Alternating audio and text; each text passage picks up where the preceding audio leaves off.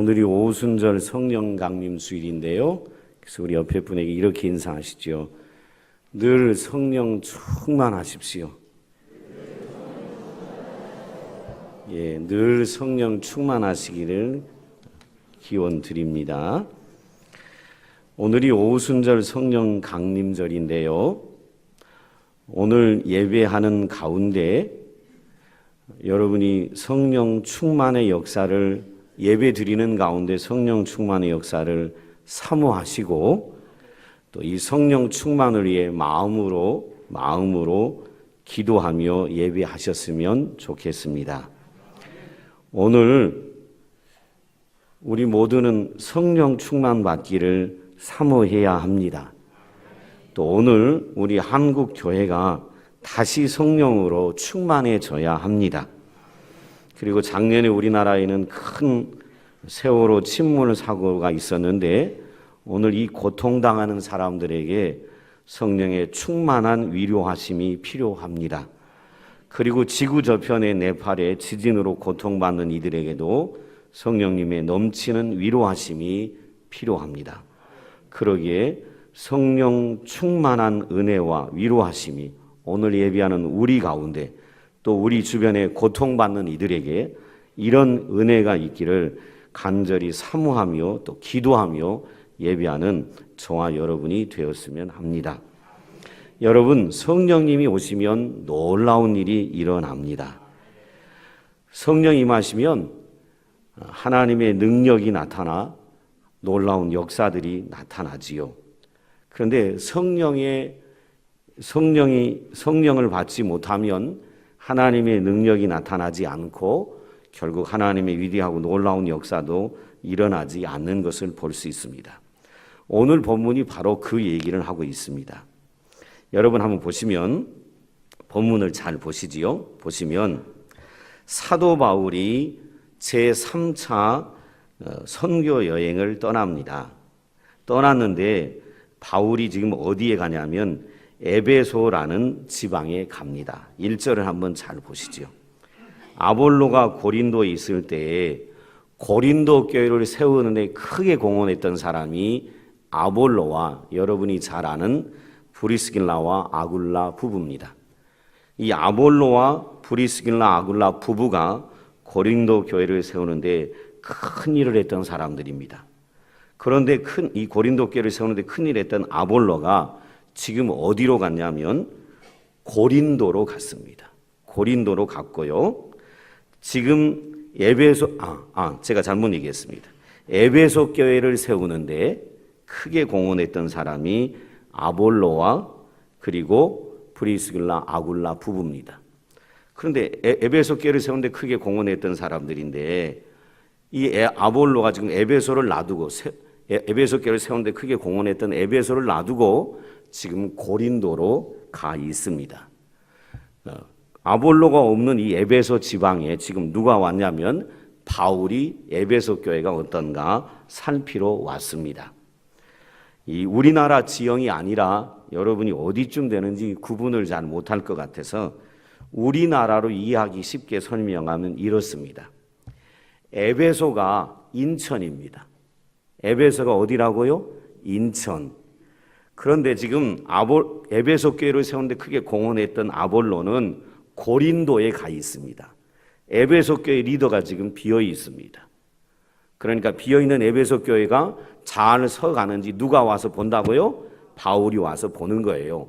근데 고린도 교회는 어디가 있냐면 우리 딱 한국으로 비유하면 어디가 있냐면 여러분 우리 서쪽에 있는 바다를 무슨 바다라 그래? 인천 서쪽에 서해바다.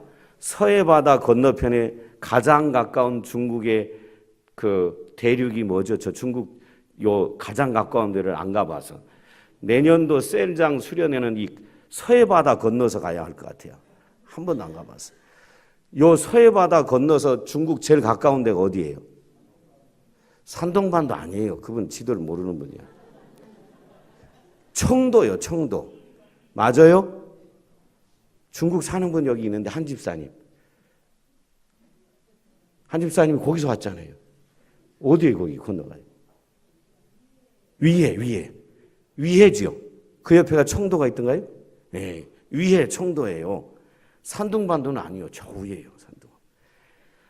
지금 고린도는 어디냐면 위에야, 위에. 고린도가 어디라고요? 위에.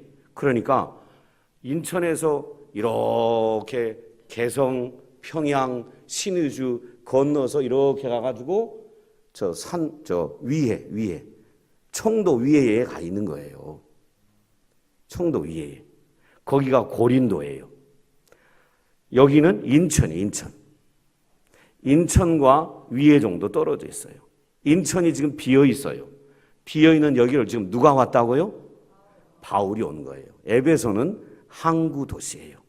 해안가에 있는 항구 도시예요. 거기에 바울이 왔어요. 근데 바울이 윗지방으로 다녀왔다, 그 말은 어떤 말이냐면 에베소까지 오는데 바울이 안디옥에서 선교사 파송을 받고 바울이 에베소까지 오는데, 에베소는 지금 터키예요. 지금 터키. 이렇게 오는데 그 오는 지방이 높은 산을 건너서 왔어요. 그래서 뭐라 그랬어요? 윗지방이다, 그런 거예요. 윗지방에서 왔다. 자, 왔는데 2절을 한번 잘 보시죠. 2절을 보시면 이르되 너희가 믿을 때 성령을 받았느냐? 이르되 아니라 우리는 성령이 계심도 듣지 못하였노라. 바울이 에베소 교회에 와가지고 거기서 어떤 제자들을 만났는데 그 제자들한테 묻습니다. 여러분, 이 제자는 성경에 제자라고 나왔으니까 둘 중에 한 사람의 제자예요. 나중에 보면 그 제자가 누군지 아는데 요한의 제자들이에요. 세례 요한, 예수님 오시기 전에 있었던 세례 요한의 제자들인데, 이 어떤 제자들은, 바울이 만난 어떤 제자는 세례 요한의 제자들인데 이들을 만나서 묻습니다. 너희가 믿을 때에 성령을 받았느냐라고 물으니까 이 제자라고 하는 사람들이 하는 말이 우리는 성령이 계심도 듣지 못했다라고 얘기를 합니다. 기가 막힌 얘기를 합니다. 여러분, 제자라고 하는 분이 누가 계심도 듣지 못했다고요? 성령이 계심도 듣지 못했다. 성령을 받았느냐, 그러니까 나는 성령을 받았는지 안 받았는지 모르겠다, 그러면 좀 이해가 되는데, 성령이라는 분이 계신다라는 것도 뭐 하지 못했다? 듣지 못했다. 이거 도대체 어처구니 없는 얘기예요. 이런 거예요. 오늘 교회 나와서 예수 믿기 때문에 오늘 저와 여러분이 교회 나와서 예배를 드리고 있는데, 여러분한테 제가 예수 믿습니까? 이렇게 물었더니 여러분이 지금 뭐라고 대답하는 거와 똑같으냐면 나는 예수가 누군지 들어본 적도 없다, 이런 얘기를 하는 거예요. 이거 어처구니 없는 얘기 아니에요? 교회 안에 어떤 제자들이 있었는데 그 제자들한테 성령 받았느냐 이렇게 물어보니까 나는 성령이 계신지도 들어본 적이 없다는 겁니다. 이게 참 기가 찰 노릇입니다. 기가 찰 노릇이에요. 여러분, 왜 이런 바울이 질문을 했을까요? 이게 여러분 참 중요합니다. 성령을 받았느냐라고 질문하는데 왜 이 질문을 했을까요? 제가 여러분에게도 묻습니다. 여러분, 성령 받으셨습니까? 이 성령을 받았느냐라는 질문이 너무너무 중요합니다. 왜냐하면 성령을 받았느냐라고 질문한 이 질문은 성령을 받게 되면 성령이 우리 안에 뭘 주셔요? 새 생명을 주셔요. 새 생명, 거듭난 생명을 얘기하는 거예요. 육신으로 태어날 때의 생명이 아니라 성령이 우리를 완전히 뒤집어 놓은 새로운 생명이 네 안에 있느냐, 이 말이에요. 새 생명이 없는데 제자라고 하는 건 가짜고, 새 생명이 없는데 신앙생활 한다는 건 가짜예요. 새 생명이 없는데 믿는다는 건 그 믿음이 가짜다, 이 말이에요. 그래서 성령을 받았느냐라고 묻는 것입니다. 그런데 이 제자라고 하는 사람들이 하는 대답이 나는 성령이 계신지도 몰랐다고 합니다. 그러면 이 사람들, 이 제자들 안에 새 생명이 있습니까? 없습니까? 없다는 거예요. 참 믿음을 가졌다는 겁니까? 안 가졌다는 겁니까? 갖지 않았다는 것입니다. 그러니 그들의 신앙은 어처구니 없는 신앙이고 이 신앙은 아무 능력이 없는 신앙이지요. 그래서 저도 여러분에게 묻습니다. 여러분 성령 받으셨습니까? 이 받으셨냐는 질문에 나 성령이 뭔지도 모르겠어요 라고 얘기한다면 여러분이 지금 에베소에 있는 이 어처구니 없는 제자들과 똑같은 것입니다. 이 제자들이 아까 제가 누구의 제자라고 얘기했죠? 누구의 제자요? 세례 요한의 제자요. 세례 요한이 이 제자들에게 성령에 대해서 얘기했을까요? 안 했을까요? 얘기 안 했으면 제가 이런 질문을 할 일이 없죠. 얘기를 했는데도 불구하고 성령에 대해서 들어보지도 못했다고 하니 이 제자들은 어처구니 없는 제자들이에요. 누가복음 3장 16절 한번 펴보세요. 누가복음 3장 16절.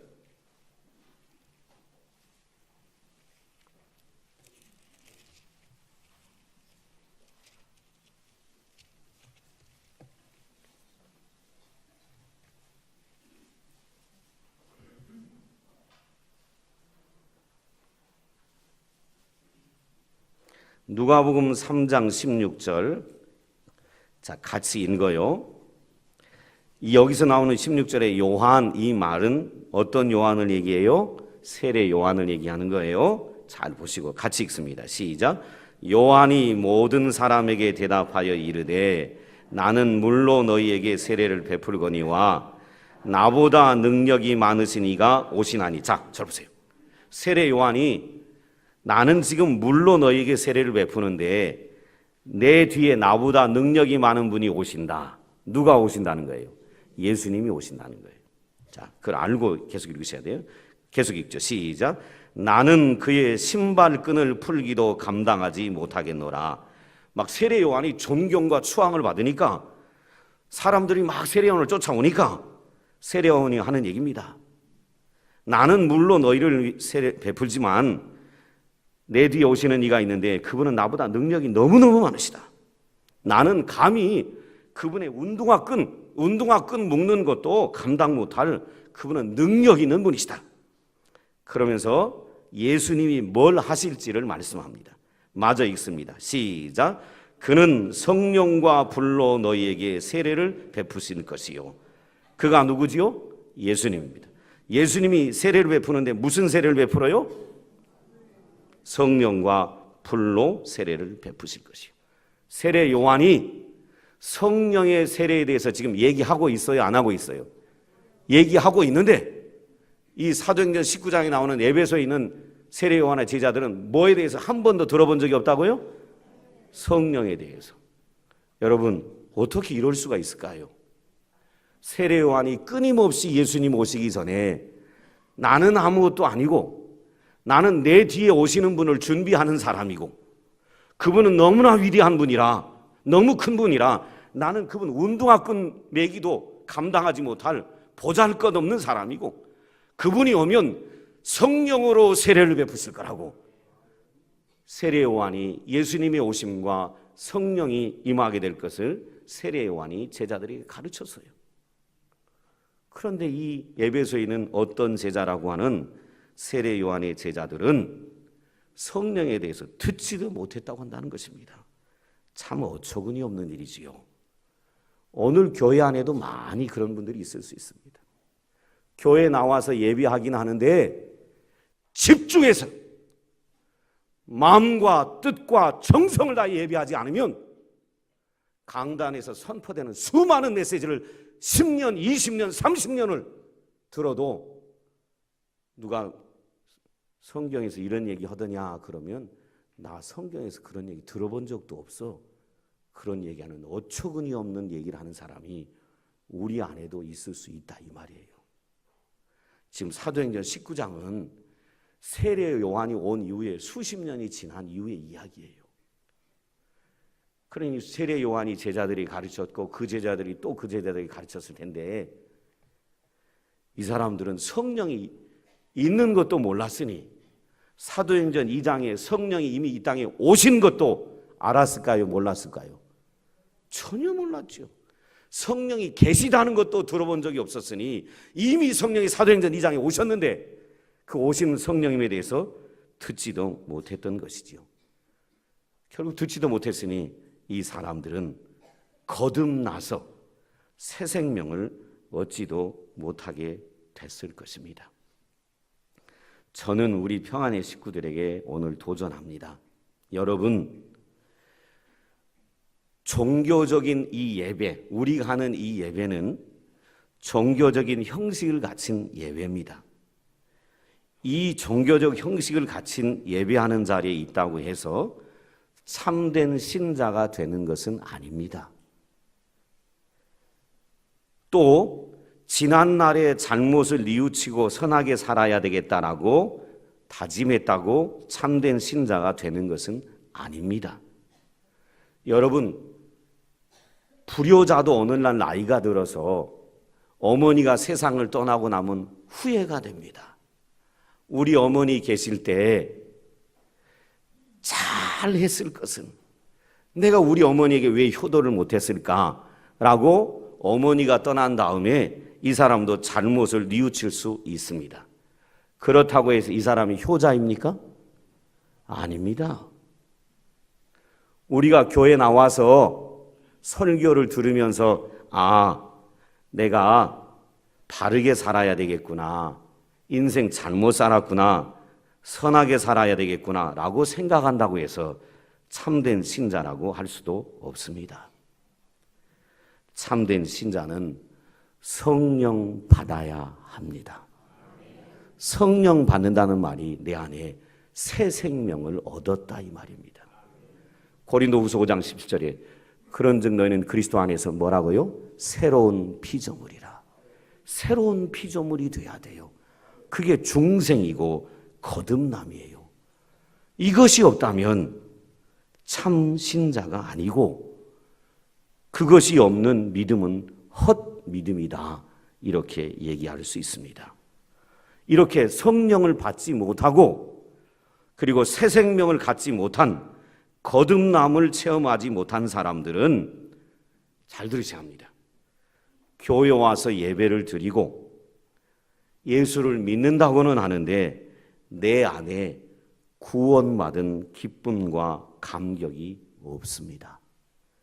제가 여러분에게 도전합니다.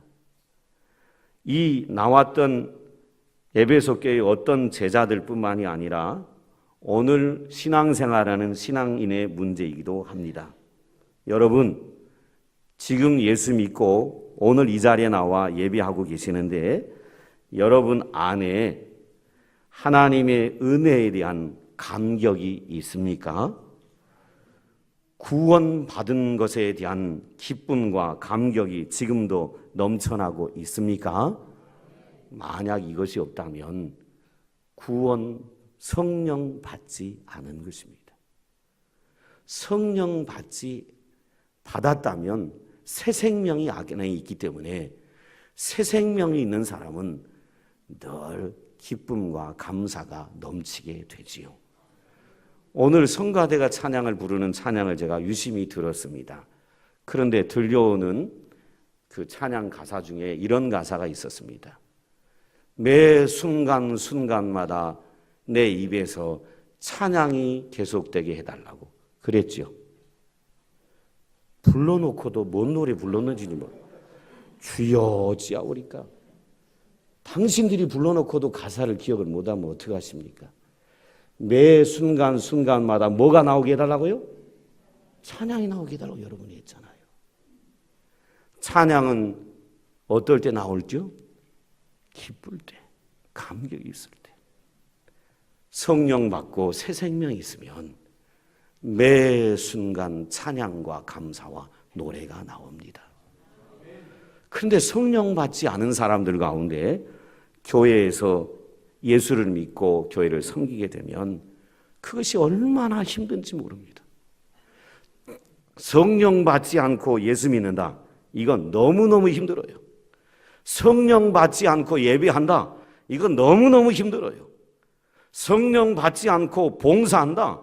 이거 억지로 하는 것이 돼서 얼마나 힘들 뿐만 아니라 봉사하다가 시험 들어버려요. 내가 이렇게 봉사하는데도 알아주는 사람 없구나. 시험 들어버려요. 저는 오늘 예비한 우리 평안의 식구들에게 도전합니다. 성령 받고 거듭남의 은혜가 있기를 주의 이름으로 축원합니다. 그 은혜가 있어야 예배가 감격이고 헌신이 기쁨이고 주를 위해 살아가는 것이 즐겁습니다. 근데 성령 받지 않고 하는 모든 일은 힘에 겨워서 빨리 벗어 던지고 싶고 그리고 교회도 떠나고 싶어지지요. 그래서 성령 받아야 하는 것입니다. 그런데 그 성령 받는 게 뭘까요? 4절, 5절 한번 잘 보시죠. 4절, 5절, 6절을 잘 보세요. 바울이 이르되 요한이 회개의 세례를 베풀며 백성에게 말하되, 아까 어떤 제자들은 성령 받았느냐 하니까 성령을 듣지도 못했다고 하니까 바울이 세례 요한이 했던 얘기를 다시 들려줍니다. 제가 읽어드렸던 누가복음 3장 16절을 얘기하는 거예요. 바울이 이르되 요한이 회개의 세례를 베풀며 백성에게 말하되 내 뒤에 오시는 이를 믿으라 하였으니 이는 곧 예수라 하거늘 그들이 듣고 주 예수 이름으로 세례를 받으니 바울이 그들에게 안수하며 성령이 그들에게 임하심으로 방언도 하고 예언도 하니 모두 12사람쯤 되니라. 성령을 받았느냐라고 한 다음에 바울이 성령을 듣지도 못했다고 하는 사람들에게 하는 얘기가 뭐냐면 세례 요한이 내 뒤에 오는 이를 믿으라고 했는데 바로 그분은 예수다. 그러니 너희들 뭐 해야 된다? 예수를 믿어야 한다. 예수를 믿어야 뭘 받는다? 성령 받는다 이 말하는 거예요. 그럼 예수를 믿겠다고 하니까 세례를 베풀자마자 뭐가 임했어요? 성령이 충만하게 임했습니다. 충만하게 임했던 걸 볼 수 있어요. 오늘 이 자리에 나와 예비하는 평안의 가족 여러분, 제가 여러분에게 도전합니다. 우리가 믿는다고 하는데 아까 에베소에 있는 사람들이 뭐라고 어떤 사람들이라고 기록되어 있죠? 1절에 에베소에서 바울이 만난 사람은 어떤 사람이에요? 제자예요, 제자. 바울이 에베소에서 만난 사람이 누구라고요? 제자. 근데 제자인데도 이 제자들이 누구를 모르는 제자? 예수를 모르는 제자가 있다는 거예요. 제가요 사투리로 할 테니까 용서하고 들으세요. 환장할 일이에요.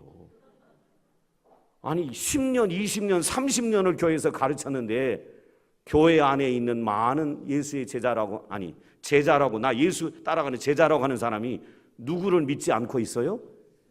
예수 믿지 않는 제자들이 수십 년 동안 교회를 나오는데 있는 거예요. 환장할 일이죠.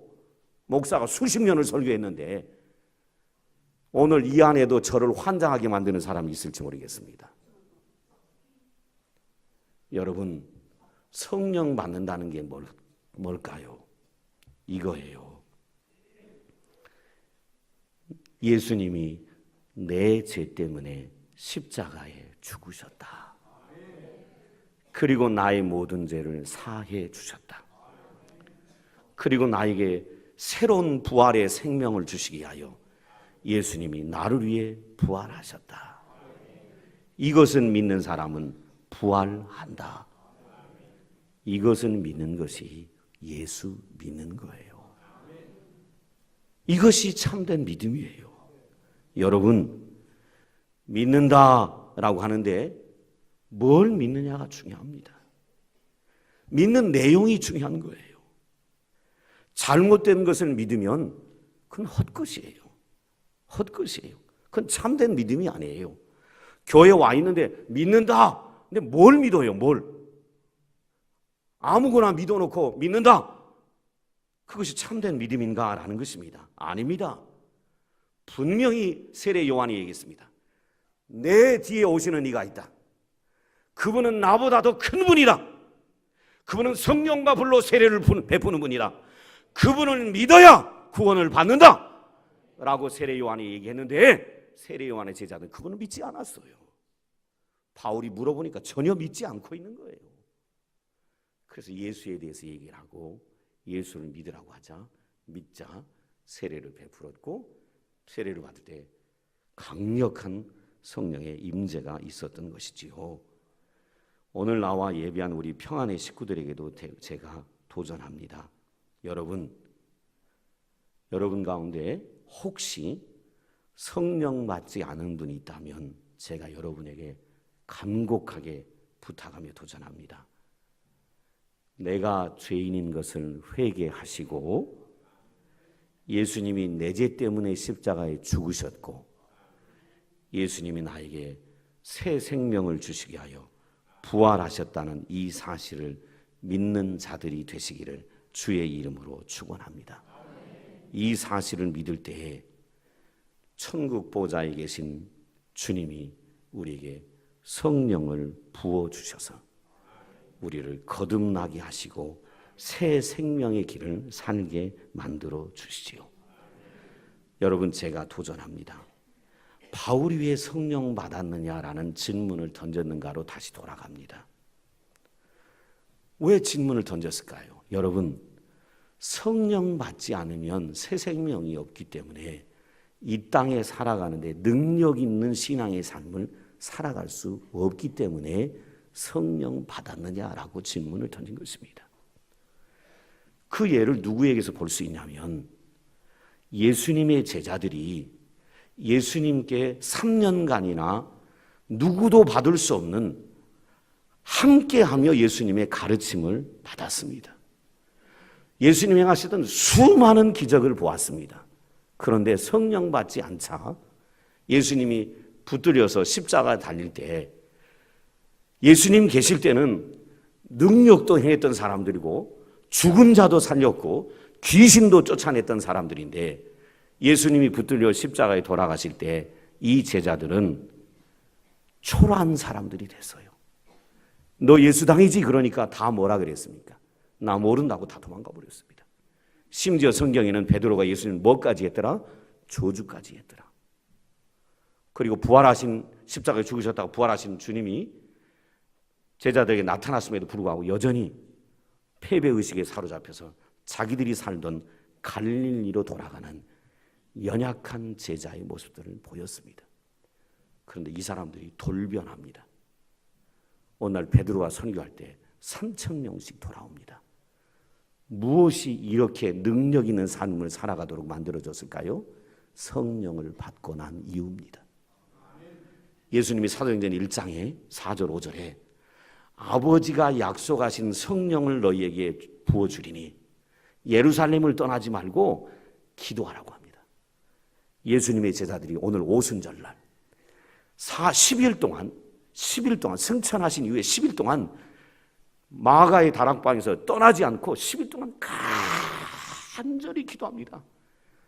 주님이 약속하신, 아버지가 부어주시겠다고 약속하신 그 성령으로 충만하게 해달라고 열흘 동안 간절히 기도하고 있을 때 오순절날 바로 오늘 제자들이 처음 경험하는 성령이 충만히 임하는 사도행전 2장에 경험을 하게 됩니다. 이 경험을 하게 되자 엊그제까지 늘 예수 믿느냐고 물어보면 안 믿는다고, 모른다고 도망가던 제자들이 성령 충만하자 담대히 사람들 앞에 서서 너희가 죽인 예수가 바로 우리의 구세주다, 메시아다, 담대히 복음을 전합니다. 조금 전만 해도 당신 예수 믿는 사람이지 그러면 나 아니라고 했던 이 사람들이 돌변해가지고 예수를 능력 있게 전하는 삶을 살아가게 되었고 그들이 복음 전할 때 수천 명들이 하나님께로 돌아오는 역사들이 일어났던 걸 볼 수 있습니다. 무엇이 이렇게 능력 있는 삶을 살도록 제자들을 만들어 줬을까요? 바로 그것이 성령을 받았기 때문에 그리 된 것입니다. 저도 오늘 평안의 식구들에게 도전합니다. 예수 믿는데도 왜 감격이 없습니까? 예수 믿는데도 왜 기쁨이 없습니까? 예수님을 섬기는데도 왜 능력이 나오지 않습니까? 예수를 믿는데도 왜 승리하지 못합니까? 그 이유는 성령 충만하지 못하기 때문에 그렇습니다. 오늘 나와 예배하는 평안의 가족 여러분, 교회는 나오나 예수를 믿지 않은 분이 있다면 제가 여러분에게 도전합니다. 성령 받으시기를 주의 이름으로 축원합니다. 그런데 성령을 받고 예수는 믿었는데 성령으로 충만하지 못하는 능력 있는 삶, 승리의 삶을 살고 있지 못하는 성도가 있다면 그분들에게 도전합니다. 이미 믿은 분들에게 도전합니다. 날마다 성령 충만하시기를 주의 이름으로 축원합니다. 이건 사모해야 합니다. 예수님이 제자들에게 기도를 가르치고 이 땅의 세상 염려에서 벗어나라고 기도를 가르칠 때 뭐라고 가르치냐면, 나쁜 아빠들도 자식들이 뭘 달라고 하면 독사나 전가를 주는 아빠는 없다는 겁니다. 하물며 자녀들이 성령을 구하면 성령을 주시지 않겠느냐. 예수님이 그리 말씀하셨어요. 우리가 이 땅에 승리의 삶을 살아가고요, 능력 있는 삶을 살아가는 길은 성령 충만해야 합니다. 이를 위해서는 날마다 성령 충만을 사모하고 기도하는 성도들이 되어야 합니다. 그러면요, 우리가 전도 축제 기간인데 전도하는 것 두렵지 않습니다. 예수 믿으라고 권면하는 것 부끄럽게 여기지 않습니다.